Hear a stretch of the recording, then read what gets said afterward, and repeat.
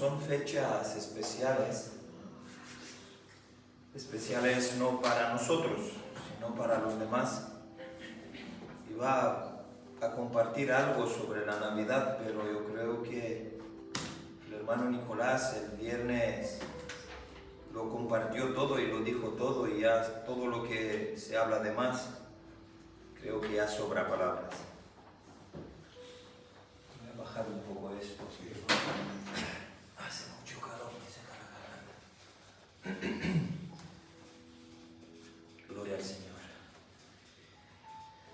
Y hay una historia en la palabra del Señor que el Señor me recordaba estos días, la tenía en la cabeza, muy pocas veces se predica de ella y muy pocas veces he escuchado a alguien predicar. Esta mañana el Señor me inquietaba que me vaya a esta palabra y creo que es de Él que hable de esto. El hermano Nicolás no ha hecho otra cosa que confirmarme todo el rato el mensaje. El mensaje dijo algo sobre los frutos, sobre la muerte. Y si es verdad que lo tengo claro, que para nosotros la muerte a veces nos atemoriza. Hay gente que dice, ¿dónde está Dios si Dios permite que mueran tantos niños inocentes? Para usted y para mí la muerte es algo malo, pero para Dios la muerte es una escapatoria de esta muerte. En el libro de Primera de Corintios, no voy a hablar de ello, solamente es un versículo para confirmar lo que acabo de decir. En el libro de Primero de Corintios 15, versículo 26, el apóstol Pablo de alguna manera llama a los enemigos del hombre y dice que el Señor Jesús, cuando vendrá, pondrá a los enemigos del hombre, nuestros enemigos, bajo sus pies. Y el versículo 26, Primera de Corintios 15, 26 dice, el postrer enemigo que será destruido es la muerte. Es decir, la muerte es nuestra enemiga porque pensamos en ella como algo malo, pero la Biblia dice que Cristo destruye la muerte. Para nosotros no existe un punto final. Para los que creemos en Él, que es la resurrección y la vida, no hay muerte. La Biblia dice que el cementerio no es un punto final, sino es una coma. Que cuando uno se va de aquí y muere, pasa de la muerte a la vida eterna. La Biblia dice, el Señor Jesús, estaré con vosotros en la sombra de la muerte. Es decir, un cristiano no muere nunca, sino vive para siempre. He titulado lo que voy a hablar, la sabiduría de Dios revela el corazón verdadero. Y vamos a una historia que está en el libro de Primera de Reyes 3. Primera de Reyes 3. Voy a estar leyendo de 16 en adelante.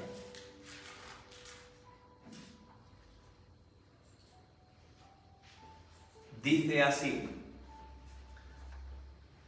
en aquel tiempo vinieron al rey dos mujeres rameras y se presentaron delante de él. Y dijo una de ellas: ah, Señor mío, yo y esta mujer morábamos en una misma casa, y yo di a luz estando con ella en la casa. Aconteció al tercer día, después de dar yo a la luz, que ésta dio la luz también, y estábamos viviendo juntas. Ninguna de fuera estaba en casa, sino nosotras dos en la casa. Y una noche el hijo de esta mujer murió, porque ella se acostó sobre él. Y se levantó a medianoche y tomó a mi hijo junto a mí, estando yo tu sierva durmiendo, y lo puso a su lado, y puso al lado mío su hijo muerto. Y cuando yo me levanté de madrugada para dar el pecho a mi hijo, y he aquí estaba muerto, pero la observé por la mañana y vi que no era mi hijo, el que yo había dado la luz. Entonces la otra mujer dijo, no, mi hijo es el que vive y tu hijo es el muerto. Y la otra volvió a decir, no, tu hijo es el muerto y mi hijo es el que vive. Así hablaban delante del rey. El rey entonces dijo, esta dice, mi hijo es el que vive y tu hijo es el muerto. Y la otra dice, no más, el tuyo es el muerto y mi hijo es el que vive. Y dijo el rey, traedme una espada. Y trajeron al rey una espada. Enseguida el rey dijo, partid por medio al niño vivo y dad la mitad a la una y la otra mitad a la otra. Entonces la mujer de quien era el hijo vivo habló al rey, porque sus entrañas se le conmovieron por su hijo, y dijo, ah, Señor mío, dad a este niño vivo, no lo matéis. Mas la otra dijo, ni a mí ni a ti, partirlo. Entonces el rey respondió y dijo, dad a aquella el hijo vivo y no lo matéis. Ella es su madre. Y todo Israel oyó aquel juicio que había dado el rey y temieron al rey porque vieron que había en él sabiduría de Dios para juzgar.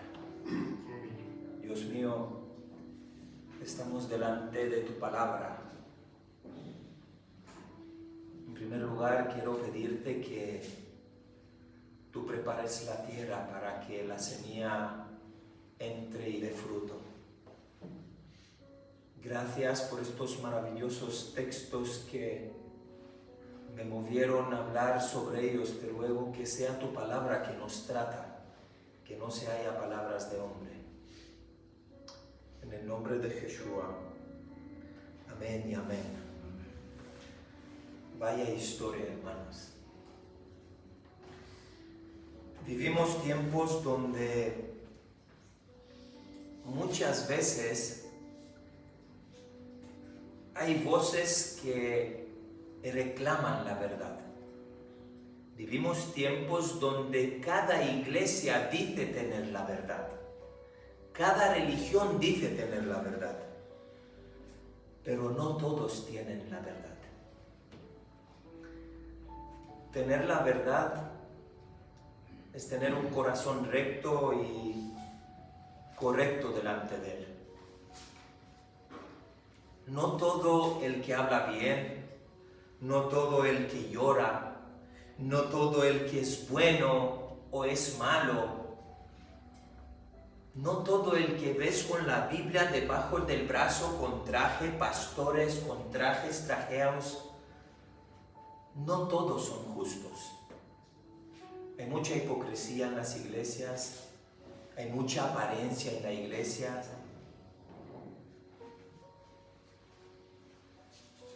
Por eso creo que un hombre que dice que tiene la verdad y no tiene sabiduría es un hombre perdido. Lo que he leído ocurre en un momento clave, en un momento donde el gran rey Salomón va delante del Señor y le dice, Señor, lo tengo todo, te ruego que me des sabiduría.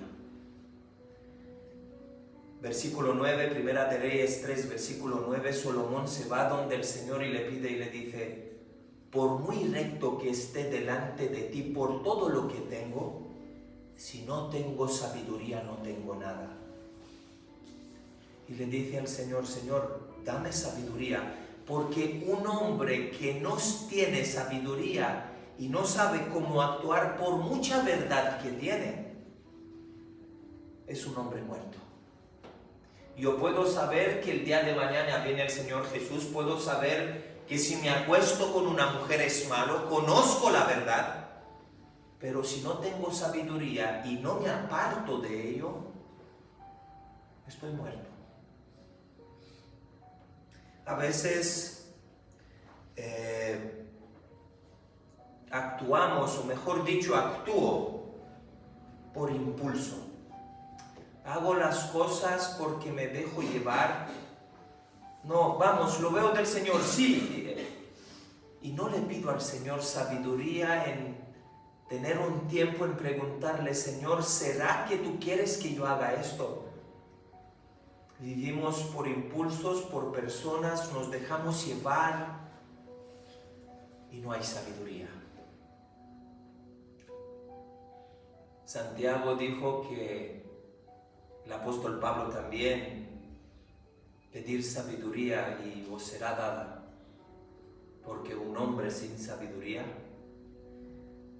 es un hombre que no sabe nada. Por eso la Biblia dice que el Señor avergüenza a los sabios de este mundo con gente que no vale nada, como tú y como yo. Gente que el Señor levantó de la droga, de la prostitución, prostitutas. El Señor destroza la sabiduría de aquellos que saben de física, saben de química, que dicen que el Señor no existe, que vivimos del mono, del Big Bang. La Biblia dice, habla, que el Señor los va a avergonzar en un día y serán avergonzados. ¿Por qué? Porque por muy sabios que son, si no reconocen y no tienen sabiduría, que es imposible que esto se forme de la nada, que vaya todo tan correcto como un reloj suizo. El mundo va tan bien, es imposible que se había formado de la nada. Y los que dicen que son sabios y no reconocen que hay un creador, son impertinentes, locos y serán avergonzados. La Biblia dice que debemos pedir sabiduría a Dios, y fíjate si es fuerte que esta mañana cuando lo recibí me morí.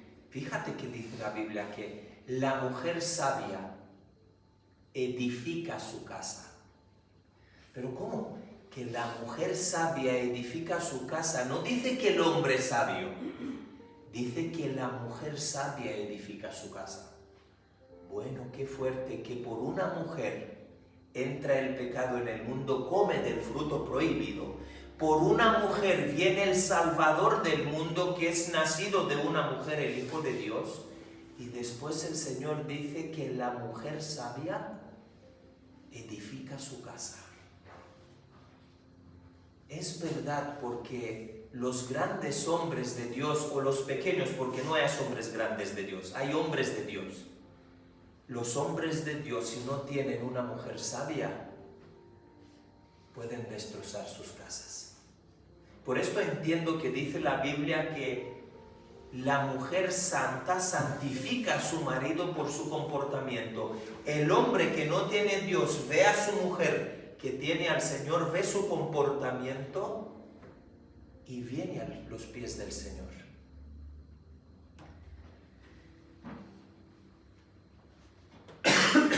Si miramos bien el pasaje,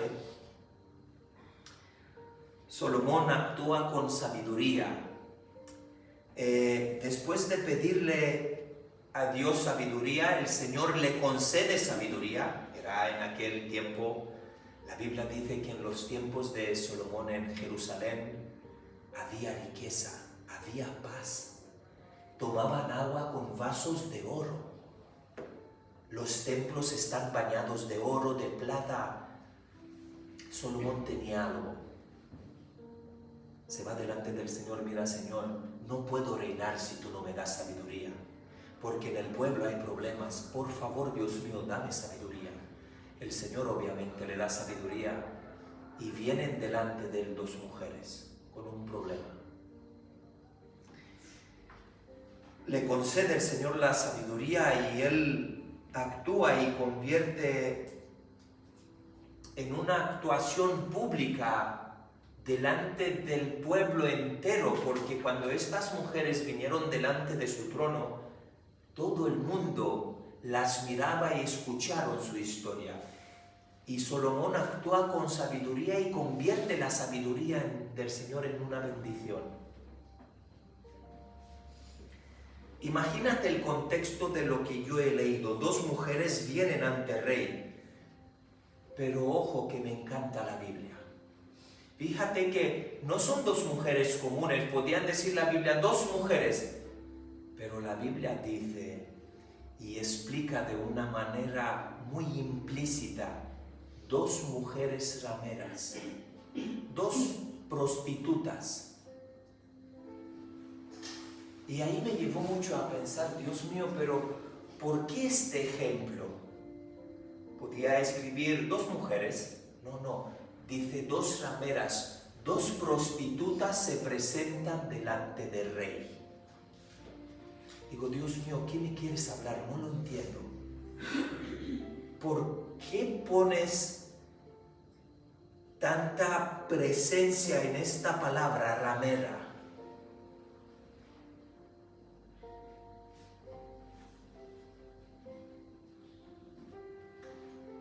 Creo que la Biblia nos quiere destacar algo muy importante, que el Señor no desprecia las oraciones, los ruegos, las súplicas de la gente que está rechazada por la sociedad. El Señor escucha a la prostituta, escucha al ladrón, escucha al que mata, al que se le mata. El Señor nos escucha a todos. Y creo que la Biblia nos quiere demostrar con esta palabra que Dios escucha aún a los marginados y Él escucha a los justos y a los no justos. Ambas mujeres, ambas prostitutas, dice la Biblia, que habían dado la luz. Y un hijo de una murió. Y la madre del niño que murió tomó el niño vivo de la otra y lo puso a su lado. No había testigos. Lo malo de todo esto es que estas dos mujeres se presentan delante del rey Salomón y no tenían testigos. La Biblia dice que vivían las dos en la misma casa. No había testigos, había palabras. Ahora, te vas delante del rey con esto y si no tienes sabiduría, ¿cómo juzgas o cómo decretas tú como juez, como rey esto? Vienen dos mujeres delante de ti, te dicen esto, ¿y qué haces? Pero cuando hay sabiduría, no había testigos, solo palabras contra palabras y humanamente era algo imposible de discernir. Era algo imposible de discernir la verdad. Pero ahí entra el Señor.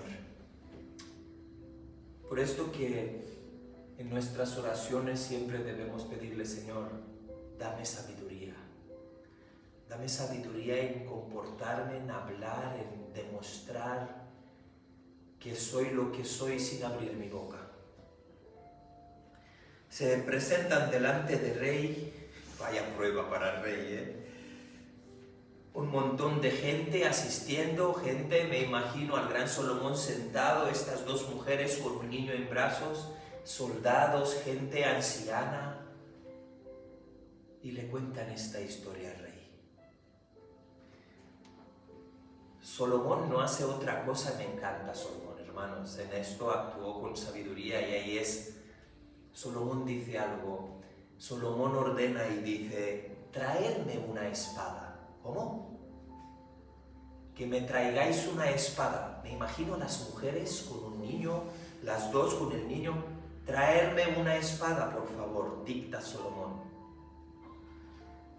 Y dice Salomón, partir el niño vivo en dos, medio niño para cada una, y se acabaron los problemas.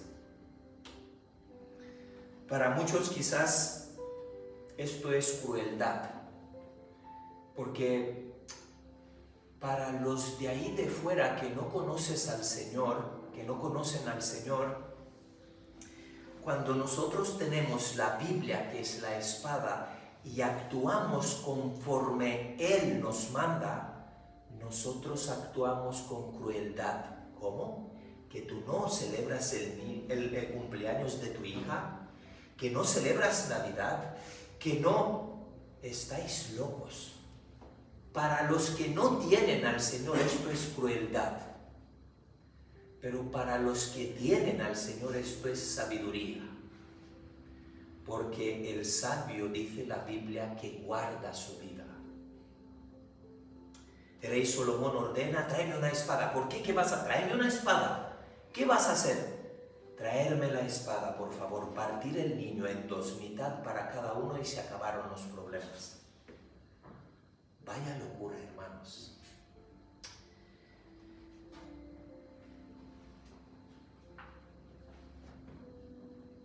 Para mí esto no es crueldad lo que Salomón hace, sino más bien es discernimiento espiritual, porque Salomón sabía que la verdadera madre jamás permitía que el niño muera o sea cortado por la mitad.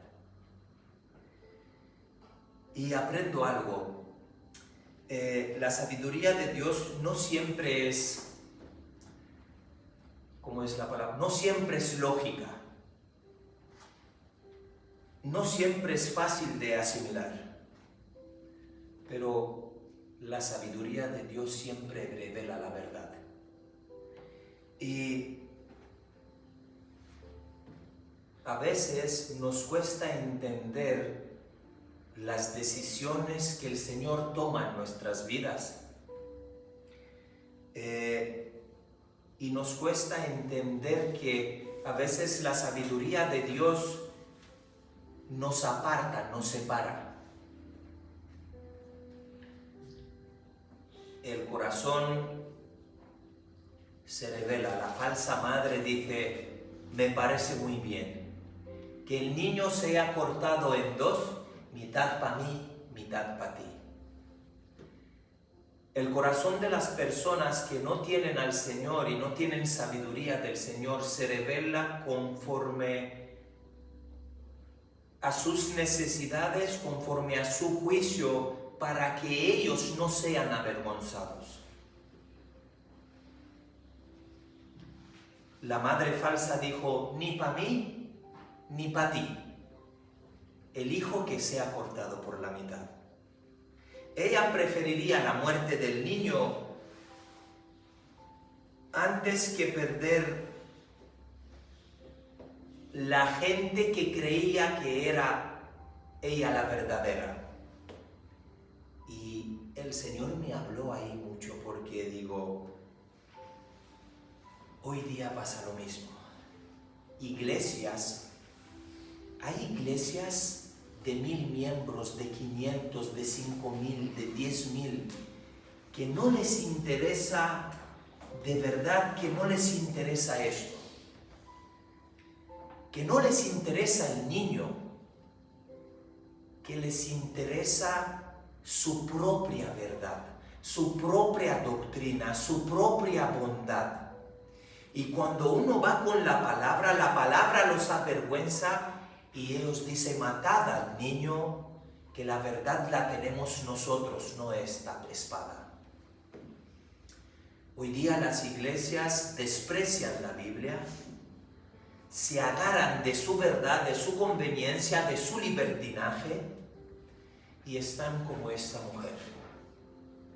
Nosotros hemos estado en una misión donde lo más importante no era esto, sino era lo que ellos decían, lo que ellos hacían, agarraban esto con un 40, 60, 80% lo que les convenía. Pero cuando uno se iba y decía, así manda la palabra, ellos se desecharon de las personas que mandaban conforme a esto. ¿Por qué? Porque es más fácil vivir en una mentira creyendo que va a ser una verdad. Y es más fácil partir el niño en dos para que no seas avergonzado. Y hoy día hay iglesias como esta mujer. Iglesias que dicen, bueno, matar al niño, da igual, ni para ti ni para mí. Y hay iglesias que dicen, no matar al niño, que se mantenga la verdad. Aunque lo pierda todo, aunque a mí me crucifican y me matan, que se mantenga la verdad. Y me recuerdo del apóstol Pablo. El apóstol Pablo decía esto prácticamente, decía, estoy crucificado juntamente con Cristo, no yo, sino Él que sea glorificado. Iglesias que celebran Navidad, cenas, árboles de Navidad en medio de la iglesia, enfeitada. ¿Qué es esto, por favor? ¿Está esto en la palabra? No, pero que todo el mundo lo hace, vamos a hacer lo que es. Matáis al niño.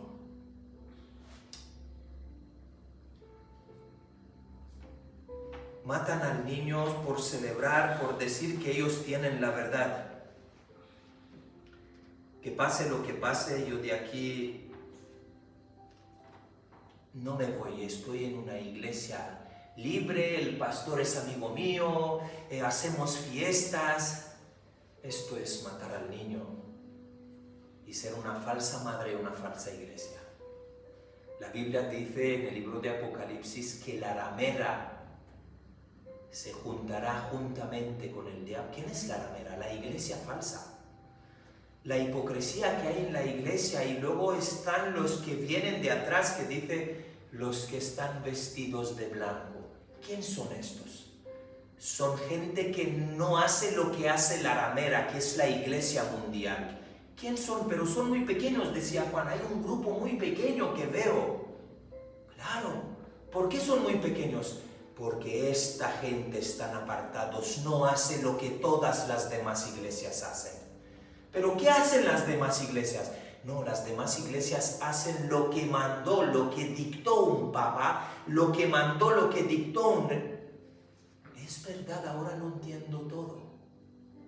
Que las iglesias que dicen que son evangélicas hacen lo que mandó la iglesia madre, que es la católica, lo que mandó la religión, sí, que se celebre Navidad, que se haga esto, que se haga lo otro. Luego se ponen una etiqueta que son evangélicos, que son bíblicos, pero no hacen nada de lo que manda la Biblia, sino hacen algo de lo que manda un papa, que toman la Santa Cena una vez al mes por la mañana.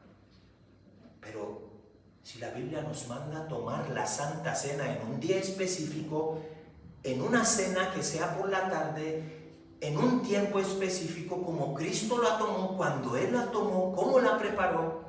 En cambio, las iglesias evangélicas se agarran de la iglesia madre y hacen lo que hacen y no hay más. ¿Por qué? Porque no hay Biblia. La Santa Cena, Jesucristo con sus discípulos, y los discípulos la tomó una vez al año en Pascua. No todos los meses por la mañana.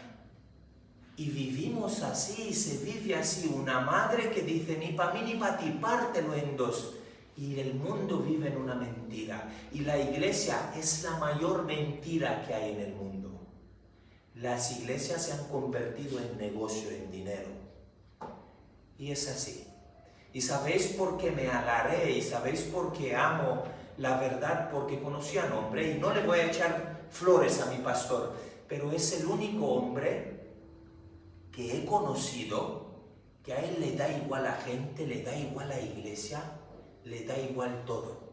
Pase lo que pase, él dice, esto es la verdad, la gente es mentira, si queréis iros para vuestra casa.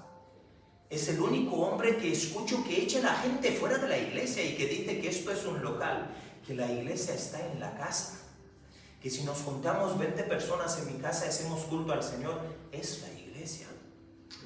Y me di cuenta que hay dos tipos de iglesia, que una es como esta mujer que dice que se parta el niño en dos para que ella no pierda la verdad, para que ella no sea avergonzada delante de la gente. Y hay otra iglesia para que la verdad sea puesta y guardado, da su vida y dice quitarlo todo, pero no matar al niño.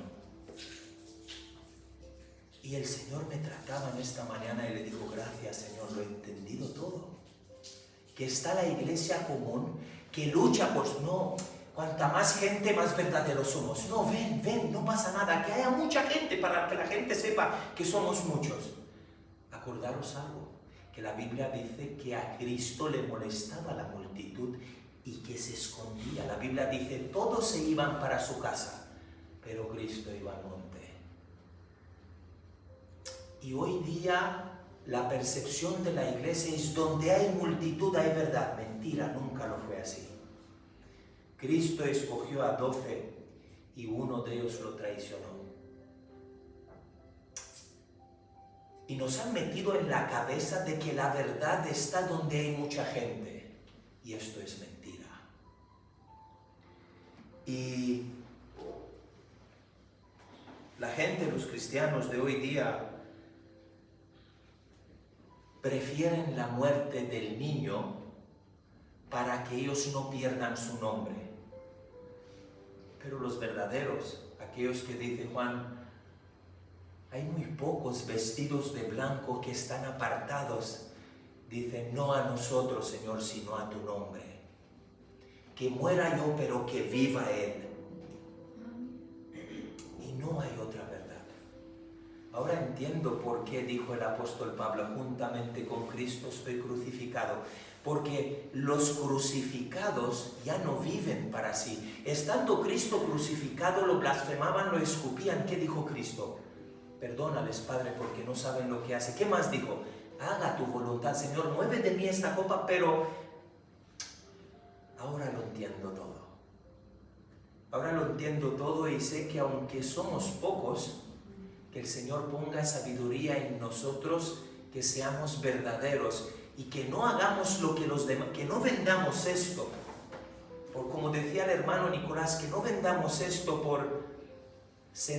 Mira, la Biblia dice, no os sentéis en sillas de escarnecedores, ni vendáis la verdad por nada, por cosas pasajeras. Que no seamos como los demás que vendamos esto por pasar un momento a comer 10 uvas, champán, vino, alcohol, licor y por celebrar la Navidad, porque esto no está aquí. Y hay gente que lo vende por tan poco. ¿Qué malo es esto? ¿Qué malo es lo otro? Nada es malo. Todo es malo lo que prohíbe esto. Y el Señor, cuando creo que fue Él que me reveló esta verdad, dije, gracias Dios mío por el pastor que nos pastorea. Porque hay algo que me doy cuenta que la autoridad no se impone, la autoridad se ve. Es decir, tú no vas a ver, nunca vas a obedecer a un hombre que te dice, no, haz otro, haz lo otro. Una persona que es un pastor que, no, hazlo. Tienes que ver en él la autoridad y sabiduría del Señor. Y mientras todos dicen y hablan que es un hombre que es muy cruel, que es muy malo, que es muy no sé qué, ¿por qué? Lo mismo hacían con Cristo. Y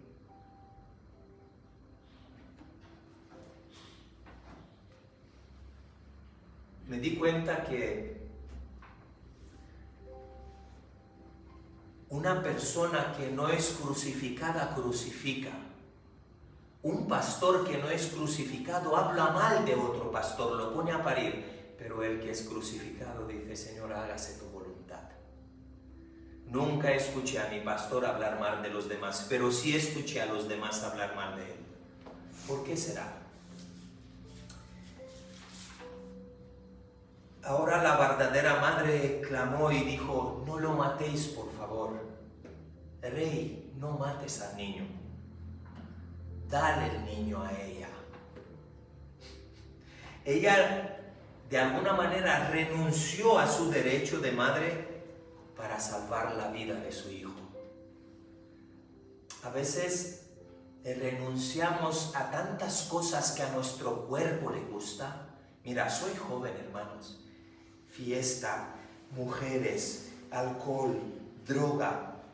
La gente joven le encanta esto.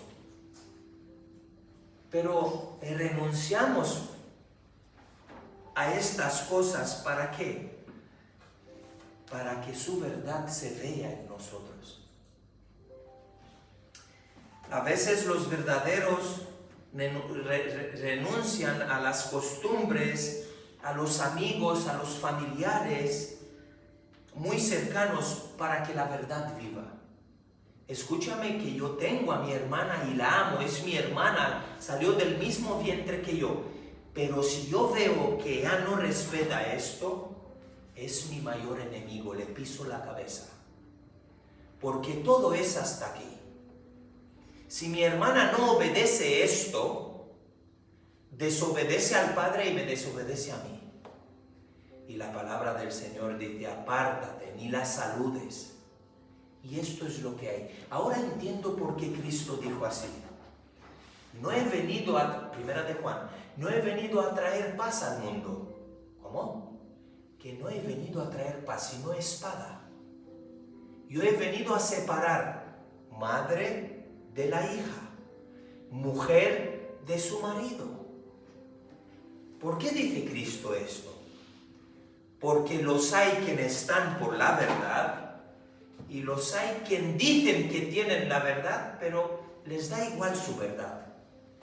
Ahora lo entiendo todo y ahora mi mente empieza a captar que ser cristiano es ser un loco. Que la gente que ama la palabra y ama la verdad son gente rara.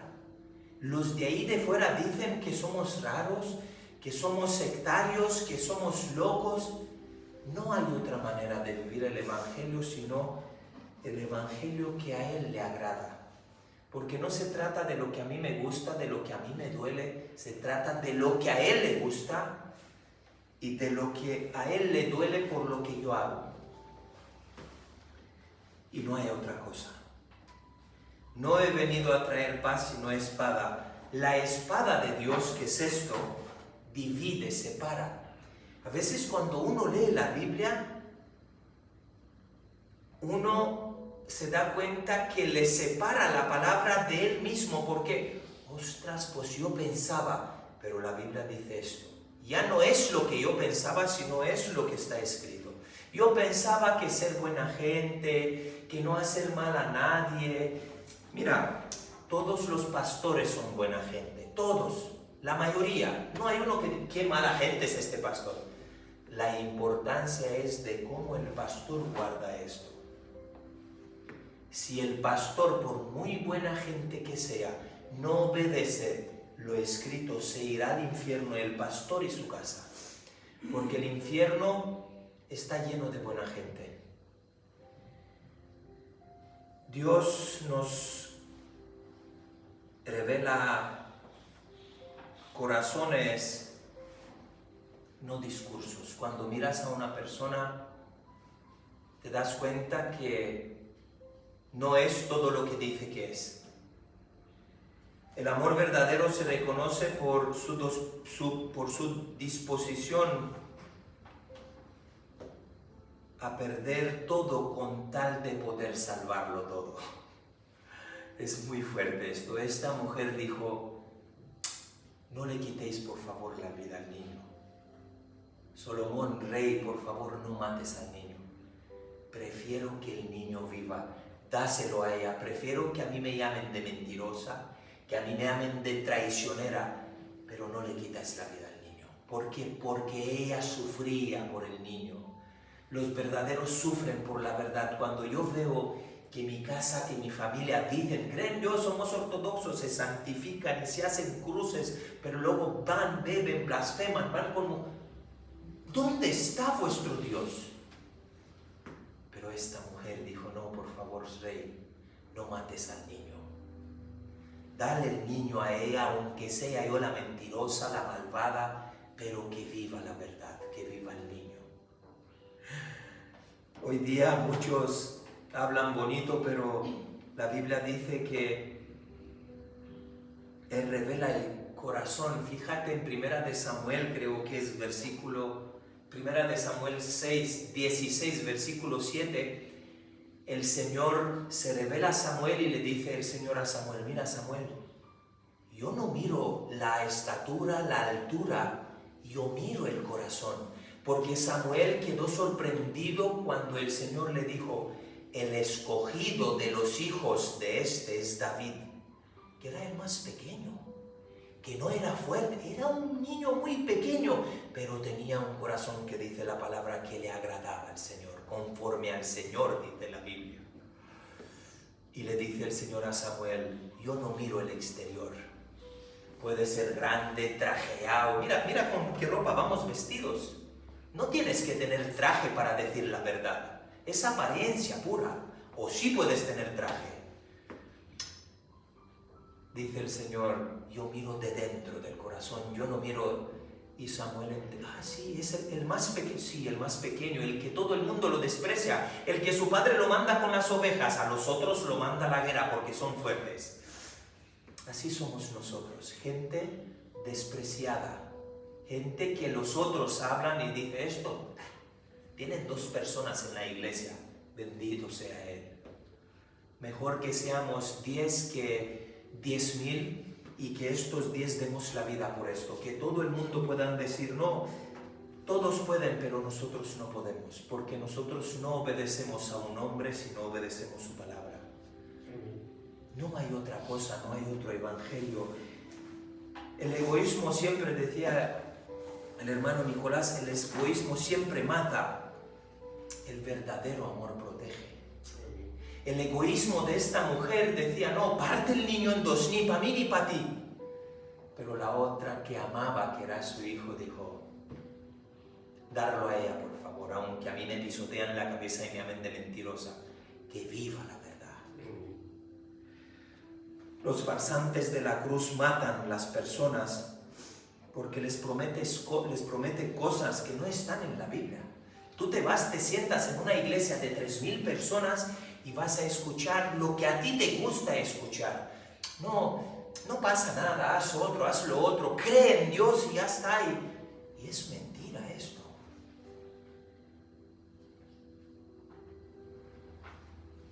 En la Biblia los crucificados aman a las personas porque los crucificados hablan de cosas que la gente no quiere escuchar. Pero esto es el verdadero amor.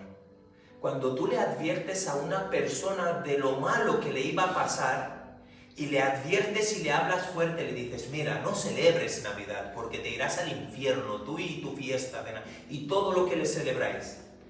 ¿Por qué? Porque tú en verdad lo amas, lo adviertes de algo que está en la Escritura y por este amor le dices: no hagas esto porque te pasará lo otro. Esto es el verdadero amor. Los crucificados aman a las personas que le predican con amor verdadero, advirtiéndoles de un peligro. La verdadera autoridad, como lo dije antes, no la tiene ninguna iglesia, no la tiene ningún nombre o pastor. La verdadera autoridad la tiene la Escritura. La Escritura va sobre todo. Y si nosotros vemos a nuestro pastor que no está conforme a la Escritura, ¿le pisaremos la cabeza al pastor? Claro que sí. Pero mientras que hay Escritura en nuestro pastor, mientras que nos enseña la Escritura, mientras que nosotros intentamos caminar conforme lo escrito, da igual lo que los demás dicen. La importancia de todo ello es dejar que el niño viva, dejar que la verdad de su Escritura viva. Esto es la importancia de todo. Y me encanta, para finalizar, el versículo 28, dice la Biblia que el pueblo reconoció que la sabiduría de Dios estaba en Salomón. ¿Por qué? Por cómo Salomón actuó. Mira, cuando un pastor, cuando un hombre de Dios tiene sabiduría, cuando habla de la palabra, los demás callan porque ya no tienen repertorio para decirle de nuevo. Todo es hasta aquí. Cuando uno habla y dice, escrito está, los que escuchan ya no pueden decir nada. Los farsantes de la escritura agarran versículos, los hace conforme a sus... Mira, si tú quieres pecar, vete en la Biblia y puedes pecar. ¿Por qué? Porque tuerces los textos. Hay gente que peca, que bebe, que se emborracha porque está escrito, no pasa nada si tomas un vaso de vino. Hay gente que no pasa nada si prostituye, no pasa nada si te acuestas. Había 2 niñas que se acostaron con Noé, que fue su padre, que no pasa nada, que están... Pero no es así. Esto es que no hay sabiduría. Job lo dijo de alguna manera, que la sabiduría, ¿qué es la sabiduría ahora? La sabiduría es el temor de Dios. El temor de Dios está sobre todas las cosas. ¿Y cómo lo tememos? Cuando uno le teme al Señor, se va a la Biblia a ver, Señor, ¿qué es lo que a ti te agrada? ¿Qué es lo que a ti te desagrada? Eso es tener sabiduría, tener la palabra. Y lo raro de todo esto es que Salomón empezó bien, pero no acabó tan bien. La Biblia dice que tenía mujeres, ¡buah! Pero no acabó tan bien. Y en los tiempos de Salomón la Biblia dice que la paz sobraba y abundaba. En aquella época en Israel no había guerras. ¿Por qué? Porque era un hombre y es uno de los hombres más sabios que está en la Escritura. Y que el Señor nos ayude a entender esto, que cuando Él nos llama y nos dice, el que quiere venir en pos de mí, carga su cruz y sígame, que no es fácil. Que a veces nos viene tan grande decir que somos cristianos, porque luchamos contra tantas cosas y contra tantas prácticas que no están en la palabra, y es duro que tu propia familia te diga, a mí me da igual si tú esto, lo otro, es duro, pero prefiero ser juzgado por ellos y no ser juzgado por Él. Prefiero que cuando viene el día que dice, apartaros de mí, hacedores de maldad, a mi derecha los que amaban mi palabra y a la izquierda los que estaban de cabritos. Prefiero sufrir aquí y vivir allá que vivir aquí y sufrir allá. Que el Señor nos ayude a ello, Dios mío. No hay otra cosa que te ruego que pongas en nosotros, que podamos revelar como esta madre, que podamos revelar tu verdad y que no luchemos por lo que nosotros digamos o por lo que nosotros creemos, que luchemos por lo escrito. Que hablen de nosotros por la Escritura, porque escrito está. Que si nos blasfeman, que sean por tu verdad. Si dice que somos así, asá, que lo digan, porque obedecemos tu palabra. Pero mientras que nosotros vivamos, que podamos guardar la vida del niño. Mientras que nosotros vivamos, que podamos guardar tu verdad. Que no hay otra cosa en la palabra. Y que podamos tener sabiduría y que no juzguemos conforme al juicio nuestro, sino que juzguemos conforme al juicio bíblico. Y que podamos vivir conforme a lo escrito. Gracias, Señor, por este pequeño remanente, por las personas que pones a nuestro alrededor enseñándonos la Escritura. Gracias. Gracias por sacarnos del lodo. Gracias por sacarnos del infierno, de las garras de Satanás. Gracias por sacarnos de este mundo donde todos lo hacían y nosotros también. Gracias por revelarnos estos pequeños secretos que a veces nos dan vida en abundancia. Te bendigo y te amo en el nombre de Jesús. Amén y amén.